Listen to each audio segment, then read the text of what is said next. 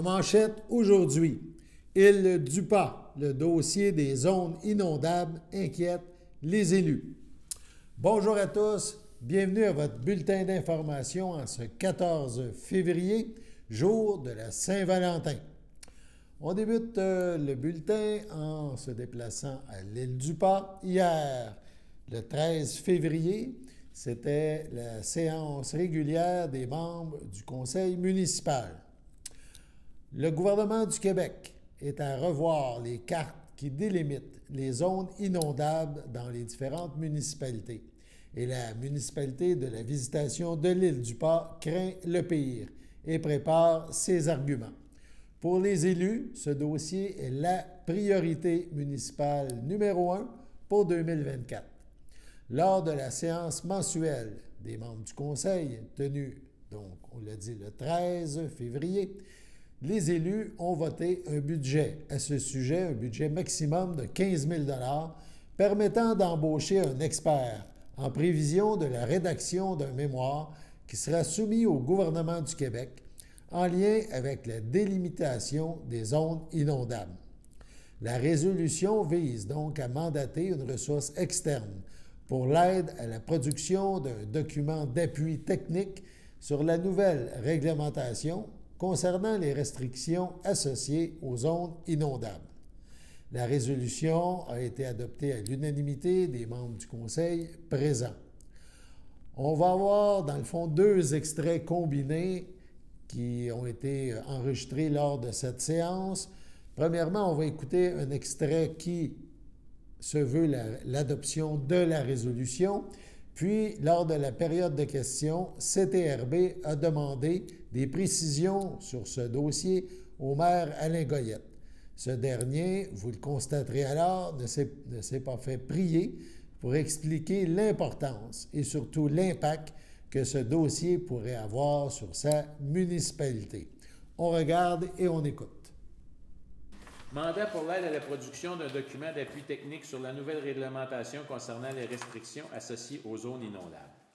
Considérant que la nouvelle réglementation associée aux zones inondables affecte le développement du territoire de la municipalité et de ses citoyens, considérant que la nouvelle cartographie des zones inondables sera mise à jour à l'automne 2024, considérant que le projet de règlement permanent encadrant l'aménagement du territoire en zone inondable soit prépublié au printemps 2024, considérant que la période de consultation présumée sera d'une durée de 45 jours, considérant que l'adoption du cadre réglementaire permettra ensuite au gouvernement de présenter progressivement des nouvelles cartes de zones inondables à compter de la fin de l'année 2024, considérant que la municipalité de la Visitation de l'Île du Pas sera grandement affectée, considérant la nécessité pour la municipalité de mandater un expert consultant pour l'aide à la rédaction d'un document technique pouvant être déposé lors de la consultation officielle, considérant l'offre de M. Pierre Bertrand, expert consultant, développement durable et éco-ingénierie, au taux horaire de 100 $ de l'heure, pour une somme maximale de 15 000 $ plus les taxes applicables.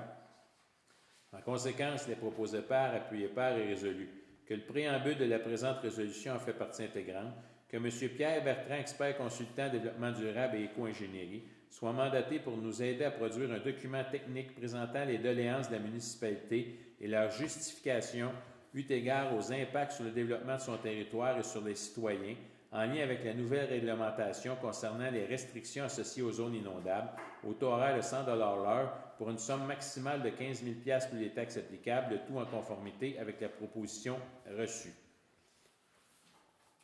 Que le conseil municipal autorise la dépense de 15 000 $ à même le surplus accumulé. Si on se rend jusqu'à ce montant-là, c'est un budget global, ce n'est pas un forfait, c'est temps de l'heure jusqu'à tant qu'on en a besoin. Et d'autoriser la directrice générale et greffière trésorière à signer tout document pour et au nom de la municipalité afin de donner application à la présente résolution. Est-ce que quelqu'un a fait la proposition? M. André Rondeau propose. Est-ce que quelqu'un... Seconde. Mme Jacinthe Drainville. Seconde. Est-ce que c'est unanime? Oui. Merci. Je vais revenir sur le point des zones inondables et l'impact que ça peut avoir. Qu'est-ce que vous voulez pas, dans le fond? Qu'est-ce que vous comprenez? Bien, essentiellement, ça serait... Ce que le gouvernement a fait en 3 phrases, là, graduellement dans le temps, c'est qu'il a essentiellement retiré aux municipalités le pouvoir d'émettre des permis dans les zones inondables. En général. Il y a des exceptions, mais en général, c'est ça. En second lieu, il a dit on assimile à une zone inondable les zones de récurrence 100 ans. Et ces zones de référence 100 ans-là sont fixées à partir d'un rapport qui a été fait par le gouvernement provincial dans les années 90, qui est essentiellement une statistique des niveaux de la voie navigable du Saint-Laurent de 1930 à 1986-7.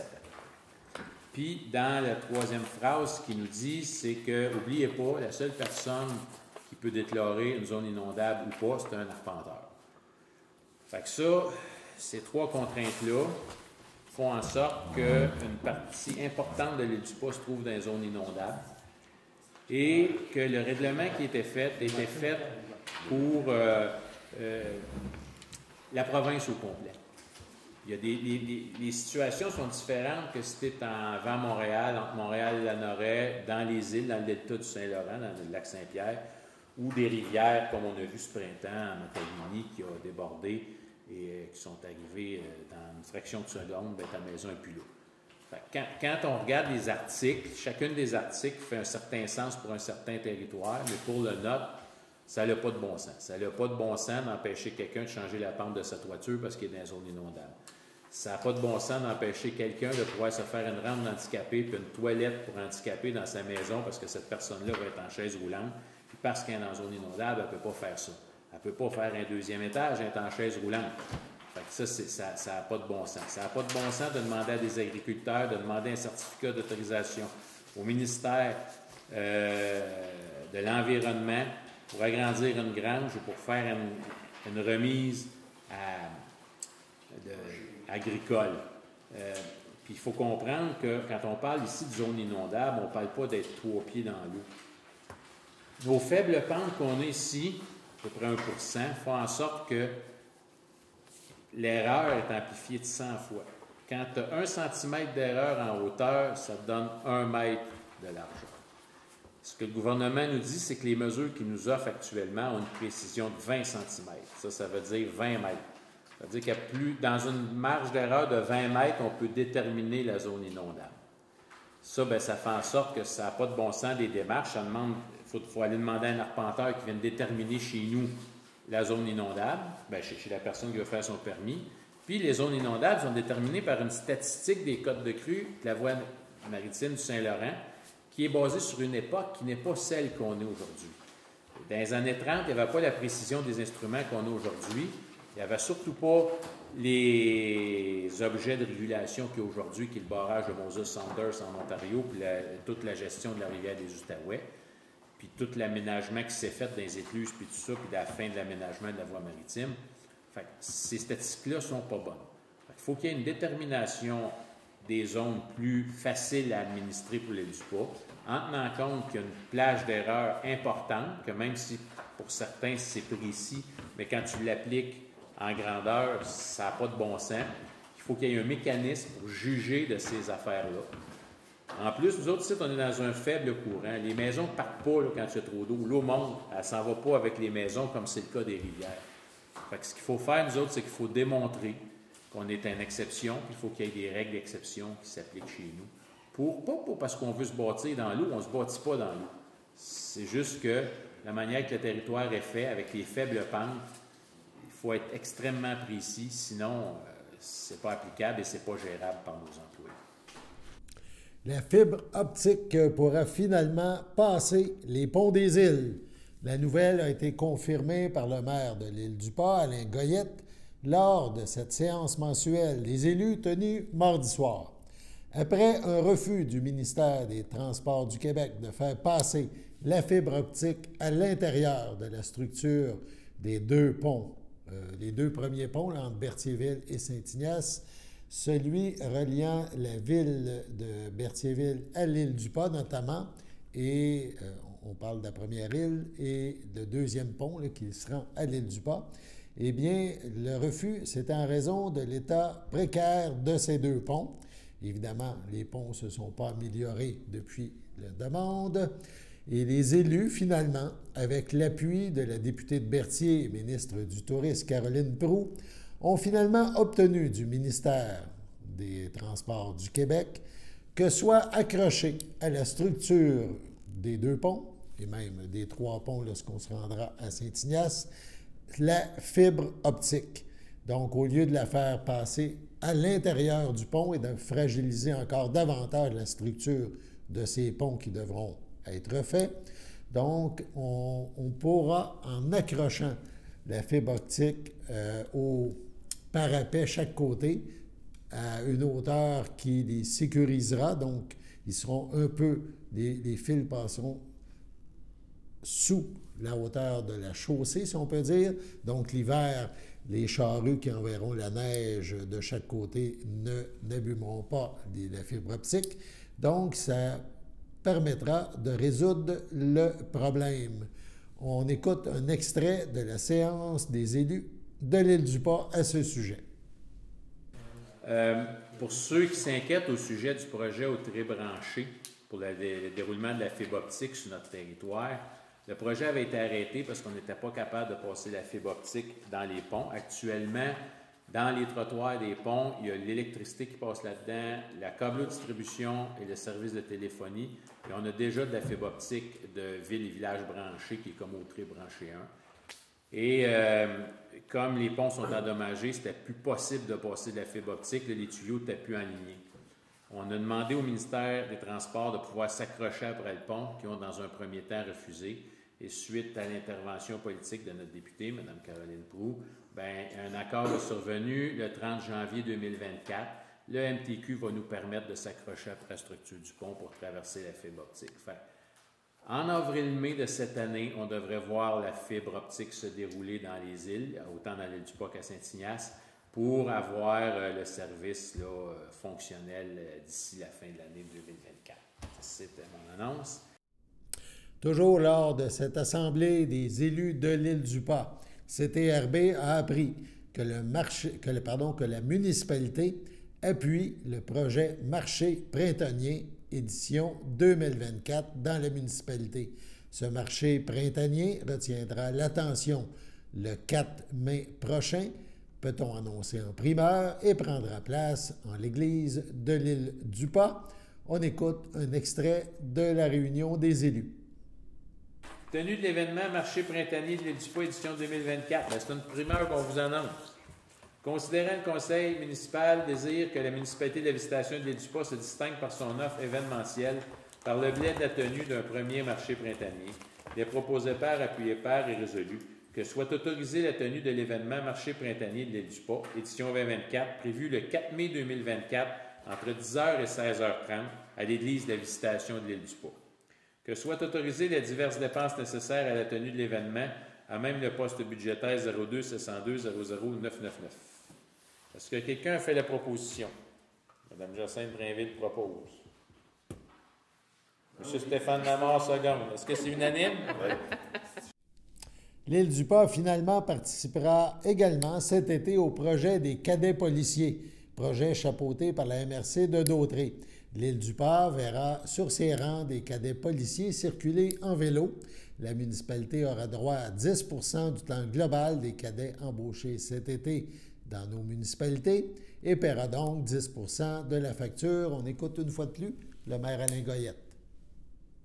Considérant que le Conseil de la municipalité de la Visitation de l'Île-du-Pas a un grand intérêt envers le travail de sensibilisation et d'éducation que les cadets de la Sûreté du Québec peuvent apporter à la communauté, considérant la municipalité régionale de comté de Dautré coordonne avec la Sûreté du Québec la répartition des cadets pour l'été 2024, considérant que la proposition de répartition des cadets établissant le temps et les coûts des cadets de la Sûreté du Québec pour l'été 2024, il est proposé par, appuyé par et résolu que la municipalité de la Visitation de l'Île-du-Pas autorise le maire et la directrice générale et greffière trésorière à signer une entente avec la MRC de Dautré visant à convenir des obligations de chacune des parties relativement à l'entente avec la Sûreté du Québec quant au programme des cadets de la Sûreté du Québec et autoriser la MRC de Dautré à signer la dite entente avec celle-ci, que les cadets passeront 10 % de leur temps sur le territoire de la municipalité de la Visitation de l'Île-du-Pas et que la municipalité de l'Île-du-Pas assumera 10 % des coûts des cadets.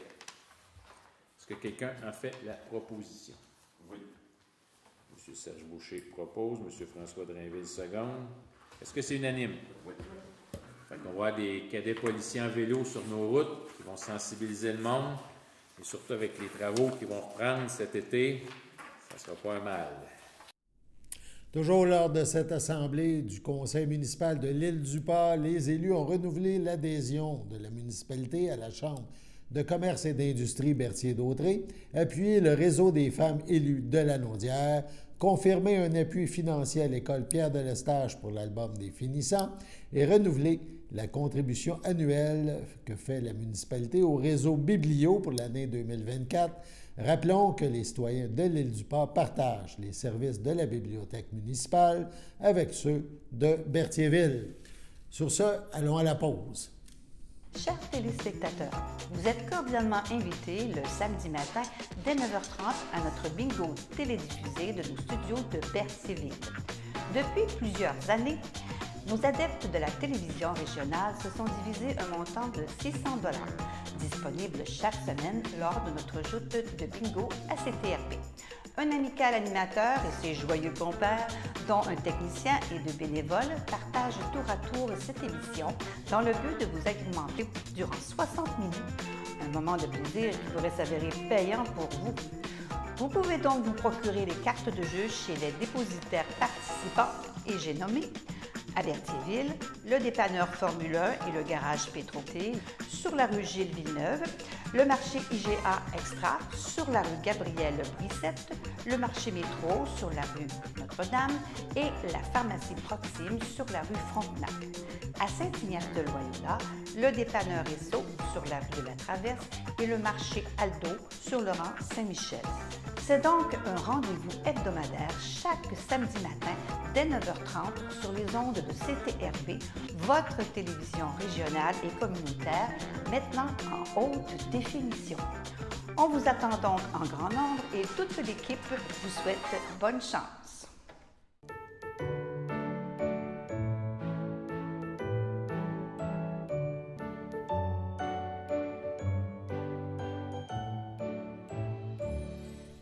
En ce 14 février, jour de la Saint-Valentin, la FADOC de l'Île-du-Pas souhaite bonne fête à Roger Delorme. C'est votre anniversaire aujourd'hui. Toute l'équipe de CTRB se joint à moi et vous souhaite bonne fête. Évidemment, l'histoire qui s'est déroulée sur le terrain de l'école secondaire Pierre de Lestage, impliquant un parent et un étudiant, a fait jaser énormément. Il y a beaucoup d'encre qui a coulé dans les médias à ce sujet. La Maison des Jeunes, place Jeunesse Berthier, a aussi tenu à produire un communiqué à ce sujet-là. Donc, la Maison des Jeunes s'unit à la communauté locale pour condamner de manière catégorique tous les actes d'intimidation qui sévissent présentement dans notre environnement, que ce soit en ligne, à l'école ou dans tout autre contexte. En tant qu'espace dédié au développement personnel, social et culturel, la Maison des Jeunes dit défendre avec conviction la création d'un cadre sûr et inclusif où chaque individu se sent respecté, valorisé et capable de s'épanouir. Des comportements d'intimidation, mentionne l'organisme, contredisent ces principes fondamentaux et portent gravement atteinte au bien-être des jeunes membres de notre communauté. La Maison des Jeunes dit reconnaître les conséquences dévastatrices que l'intimidation peut avoir sur la santé mentale, émotionnelle et sociale des personnes qui en sont victimes. En tant que Maison des Jeunes, peut-on lire dans le communiqué, nous nous engageons activement à soutenir les jeunes confrontés à ces situations et leur offrons les ressources et le soutien nécessaires pour surmonter ces épreuves. La Maison des Jeunes dit encourager vivement tous les jeunes à devenir des agents de changement positifs dans leur environnement en promouvant la tolérance, le respect et la bienveillance. Chacun possède le pouvoir et la responsabilité de contribuer à l'établissement d'une communauté où l'intimidation n'a pas sa place, peut-on lire dans le communiqué. Nous exhortons les parents, mentionnent les responsables de la Maison des Jeunes, des éducateurs, des autorités locales et toutes les parties prenantes à collaborer pour mettre en œuvre des stratégies de prévention de l'intimidation et de la violence ainsi que des mécanismes de soutien efficaces pour les jeunes en difficulté. Place Jeunesse Berthier et Planque Jeunesse Saint-Barthélemy réaffirment leur engagement en faveur d'un environnement sûr, inclusif et respectueux pour tous les jeunes. Ensemble, mentionnent ces deux organismes, nous pouvons mettre un terme à l'intimidation et construire un avenir où chacun peut s'épanouir librement sans crainte d'être jugé. Nous appelons donc à une prise de conscience collective et à une action concertée pour éradiquer l'intimidation, oui, voilà, sous toutes ses formes. Il est impératif que chacun prenne ses responsabilités pour promouvoir un environnement où chacune se sente respectée et valorisée. Ensemble, mentionne la Maison des jeunes, encourageons la compassion, l'empathie et le respect des différences et enseignons à nos jeunes que la diversité est une richesse et que la tolérance est une vertu fondamentale de la société. Enfin, l'organisme appelle chacun à être attentif et à intervenir lorsque nous sommes témoins d'actes d'intimidation. Le silence ne peut être une option lorsque la qualité de vie des jeunes et des familles sont en jeu. Unis dans un engagement pour la justice sociale et le respect des droits de chacun, la Maison des jeunes souhaite faire reculer l'intimidation et construire un avenir où la tolérance et le respect sont au cœur de notre communauté. Rappelons que la Maison des jeunes, Place Jeunesse Berthier, est engagée dans sa communauté de Berthierville depuis maintenant plus de 37 ans et qu'elle agit en prévention de l'intimidation et de la violence ainsi que sur l'ensemble des problématiques touchant notre jeunesse. Sur ce, passons à la pause. Votre télécommunautaire régional présente la loterie Moitié-Moitié. Pour jouer, visitez moitié-moitié.tv. Chaque semaine, 2 façons de gagner. Le tirage au sort et si vous trouvez l'as de pique dans votre enveloppe, vous gagnez le gros lot progressif. Les billets sont disponibles sur moitié-moitié.tv à partir de seulement 5 $. La loterie Moitié-Moitié au profit de votre télécommunautaire autonome participante. Visitez moitié-moitié.tv. Les tirages mercredi 19h.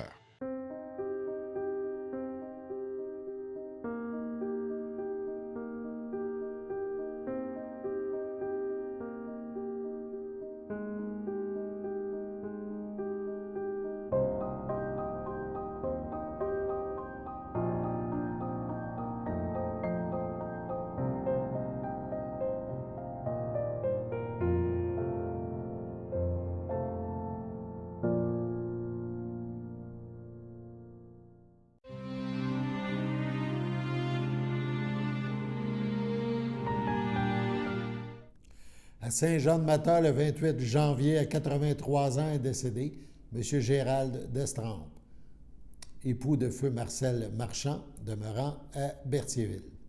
Il laisse dans le deuil ses enfants, Sylvain d'Estrempe, Sylvie McKenzie, Diane d'Estrempe, Denis Champagne. Ses petits-enfants, Mathilde d'Estrempe, Gabriel Champagne, Guillaume Janel-Lavallée, Marjorie Champagne, Frédéric Laferrière, ses arrière-petits-enfants, Laurent et bébé Avenir, son jumeau Gilles d'Estrempe, Sheila Lacourcière, ses belles-sœurs et beaux-frères, Claire Marchand, Régent Latour, Carmen Marchand, Denis Bissonnette, Louisette Clément, feu Daniel Marchand, ainsi que plusieurs neveux, nièces, autres parents et amis. Veuillez compenser l'envoi de fleurs par des dons faits à la Fondation québécoise du cancer. La famille vous accueillera vendredi le 16 février, 14h, au complexe funéraire F. Thériault, 741 rue Notre-Dame à Berthierville. Une cérémonie aura lieu le même jour à 17h à la chapelle du complexe. Au château de Berthier, le 7 janvier, à l'aube de ses 101 ans, est décédée Mme Florida Godin, épouse de feu Paul-Auguste Chevalier, fille de feu Alexandre Godin et de feu Bernadette Laforêt, demeurant à Saint-Ignace de Loyola. Elle laisse dans le deuil sa fille André Chevalier, Gaston Bergeron, ses petits-enfants Christine Bergeron, Franck Aude, Jean-François Bergeron Lanfou, Marc-André Bergeron, Raquel Colares, son filleul Marc Guévremont, France Brissette, ainsi que plusieurs neveux, nièces, autres parents et amis. La famille vous accueillera samedi, le 17 février, dès midi, au complexe funéraire Thériault à Berthierville. Suivra une liturgie de la parole à la chapelle du complexe à 14 h. Madame Florida Godin-Chevalier sera inhumée au cimetière de Saint-Ignace à une date ultérieure. À l'hôpital Maisonneuve-Rosemont, le 17 janvier, à 65 ans, est décédée Mme Sylvie Rouleau, fille de feu Viateur Rouleau et de feu Carmel Coutu, demeurant à Berthierville. Elle laisse dans le deuil sa fille Élisabeth Julien Grandmaison, son fils William Jade Cloutier, ses frères et ses sœurs René, Marie-Claude Leblanc, Denis, Jean Chantal Tremblay, Diane, Marie, Hélène, Michel Simard, Ginette, Pierrette, ses neveux Pascal, Adèle, Michel, Stéphanie, Mathieu, Alexandra, Mélanie et Sonia, ainsi que plusieurs autres parents et amis. La famille vous accueillera samedi, le 17 février, de 19 à 22 h et dimanche, le 18 février, dès 11 h, au complexe funéraire Thériault à Berthierville. Un hommage aura lieu le dimanche 18 février, 15 h, en la chapelle du complexe. Au centre d'hébergement Champlain-du-Château de Berthier, le 30 janvier, à 97 ans, est décédée Mme Françoise Bérard, épouse de feu Lomère Piette, fille de feu Rodolphe Bérard et de feu Exilia Bastien, demeurant à Berthierville. La défunte laisse dans le deuil ses enfants, Christian Piette, Claudine Lambert, Hélène Piette, Guy Dubuc, Sylvie Piette, Jacques-Émile Cardin. Elle laisse un grand vide dans le cœur de ses petits-enfants. Justin et Benjamin L. Piette, Amélie et Vincent Dehaye, Jean-Michel et Élise Cardin, ses arrière-petits-enfants, Laurie Théo, Louis, Florence, Béatrice, Clara et Rosalie. Elle laisse également dans le deuil sa belle-sœur, Mme Thérèse Vanasse, feu Bernard Bérard. La famille tient à exprimer sa gratitude pour les soins de grande qualité prodigués par le personnel soignant du 2e étage du château. La famille vous accueillera samedi, le 24 février, dès 11 h, au complexe funéraire Thériault à Berthierville. Suivront les funérailles en l'église Sainte-Geneviève de Berthier à 14 h. Mme Françoise Bérard-Piette sera inhumée au cimetière de Berthier le même jour. Sur ce, on passe à la météo.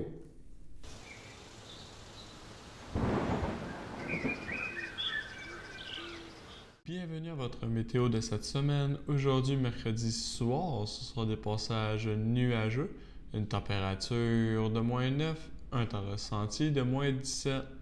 Mercredi nuit, ce sera dégagé, une température de -16, un temps ressenti de -22. Jeudi matin, c'est ensoleillé, une température de -14, un temps ressenti de -19. Jeudi après-midi, ce sera ensoleillé avec passage nuageux, une température de -5, un temps ressenti de -9.